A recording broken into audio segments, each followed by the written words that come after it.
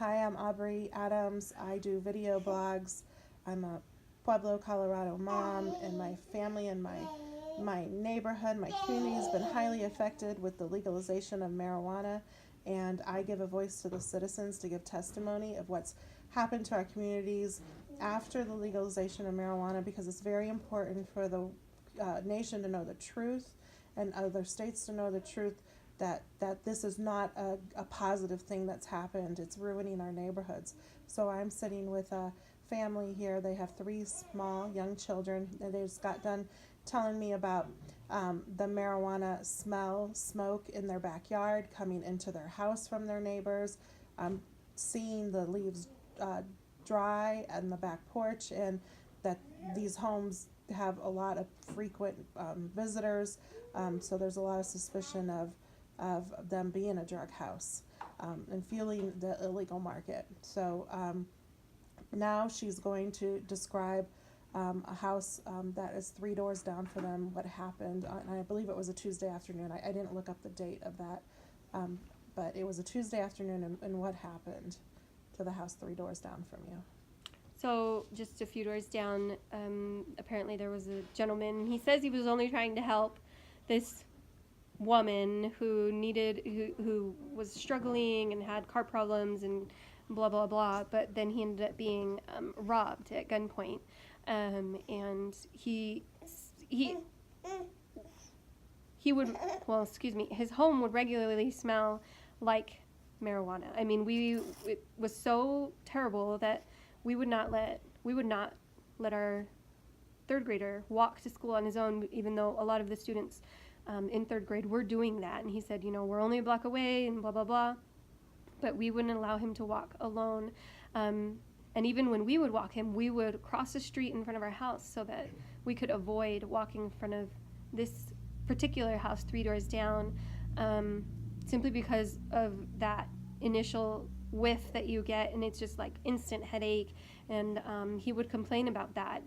And so we would have to walk across the street, and I know there's more to that story than the media is portraying.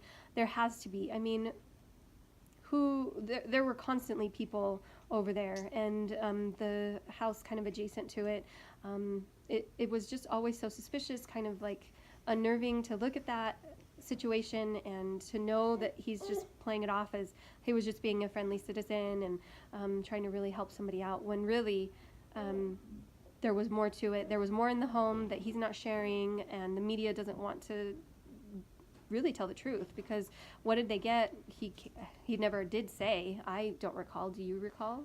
I just remember the media report saying that it was like TV or something. Yeah, they took his TV, they took other stuff, but they never mentioned marijuana, and I was suspicious too. Oh yeah, the house always reeked. I mean, it was, and it's really unfortunate because we're getting it on both ends. Yeah. I feel like, so when the wind kicks up one direction, it's there. When the wind kicks up the other direction, it's there. And we're a block away. He's closer than we are to an elementary or a K-8 school, and that is just, I think that just speaks volume about our community, that we would allow something like this so close to an elementary, middle school, and all the students and families and parents that walk through there, and it's just kind of like, what have we become?